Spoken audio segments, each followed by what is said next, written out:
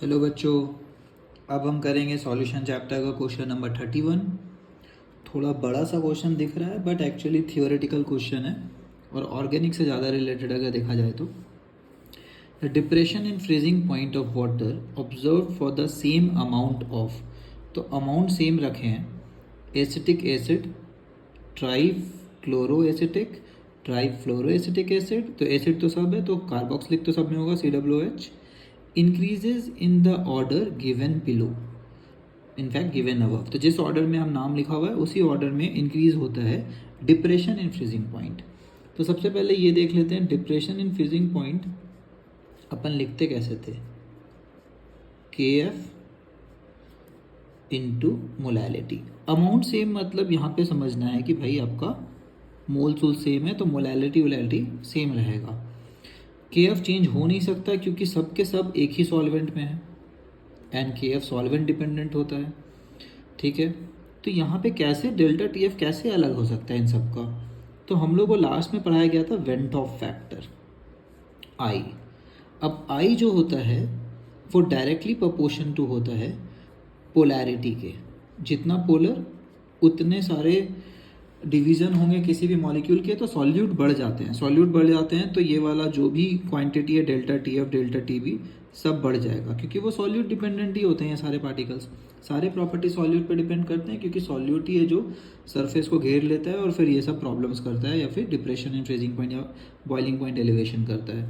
For example अगर कोई NaCl की बात करें तो ये इतना ज़्यादा आयोनिक है कि इसमें गड़बड़ क्या होता था, हम लोग को लगता था ये एक पार्टिकल है लेकिन एक्चुअली ये पानी में जब घोल बनाता था तो एक्चुअली कितने पार्टिकल होते हैं, 2 पार्टिकल। तो सॉल्यूट बढ़ गया ना, तो I जो होता है अगर ज़्यादा पार्टिकल्स बन रहा है तो I ज़्यादा बड़ा लेना होता है, तब हमारा सही आंसर आता है। तो हम लोग को ये बोला गया है कि डिप्रेशन इन फ्रीजिंग पॉइंट जो कि LHS है वो जो है बढ़ा हुआ मिलता है। इससे एक बात समझ में आ गया, सबसे ज़्यादा I किसका होगा, ट्राईफ्लोरोएसिटिक का। एक बात और समझ में आ गया, मतलब ट्राईफ्लोरोएसिटिक सबसे ज़्यादा पोलर भी होगा। तो ट्राईफ्लोरोएसिटिक कैसा होता है, एसिटिक मतलब 2 कार्बन, एसिटिक एसिड ऐसा होता है अपना। ट्राईफ्लोरो मतलब ये इस कार्बन का जो वैलेंसी है बाकी वो फ्लोरीन से जाएगा पूरा होगा। वैसे ही ट्राईक्लोरो मतलब ये होता है और नॉर्मल एसिटिक एसिड तो अपने को पता ही है 2 कार्बन वाला, ऐसे बना दीजिए, ठीक है। इसमें पोलैरिटी कौन सा वाला पार्ट का है, फर्स्ट वाले में तो कोई और पोलैरिटी है ही नहीं ये। अब जो कॉमन पार्ट है उसको कौन कंपेयर करता है, कंपेयर करने की ज़रूरत ही नहीं है इनको, ये तो तीनों में कॉमन है, मतलब कोई और पार्ट है, कोई और एटम है जिसके कारण खेल हो रहा है।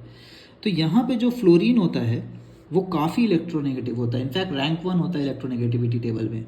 तो ये बॉन्ड काफ़ी ज़्यादा पोलर हो जाता है और ज़्यादा पोलर मतलब चांसेस है कि ये टूटेगा, है ना, इक्विलिब्रियम कांस्टेंट वगैरह अच्छा होगा, ये अच्छा टूट रहा होगा, तो ये सबसे ज़्यादा ये टूटेगा। तो हम लोग बता दिए पोलैरिटी के दम पे भी कर सकते हैं ऑर्गेनिक कंपाउंड से। तो उसके बाद ये टूटेगा, उसके बाद ये टूटेगा।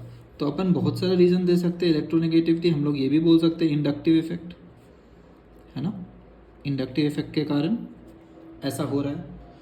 तो जनरली इंडक्टिव इफेक्ट से एक्सप्लेन कर सकते हैं अगर टेक्निकली समझाना है, और इंडक्टिव इफेक्ट अपना ऑर्गेनिक का पार्ट होता है, इसलिए मैंने ये बोला कि ये वाला क्वेश्चन है थियोरेटिकल बट एक्चुअली ये ऑर्गेनिक का है, ठीक है। तो greater the extent of ionisation greater is the depression in freezing water. तो जितना आयनाइजेशन होगा उतना ज़्यादा डिप्रेशन इन डेल्टा TF का वैल्यू होगा क्योंकि I बढ़ जाएगा, ठीक है। आई होप ये समझ आ गया है। Okay, bye everybody, thanks for watching.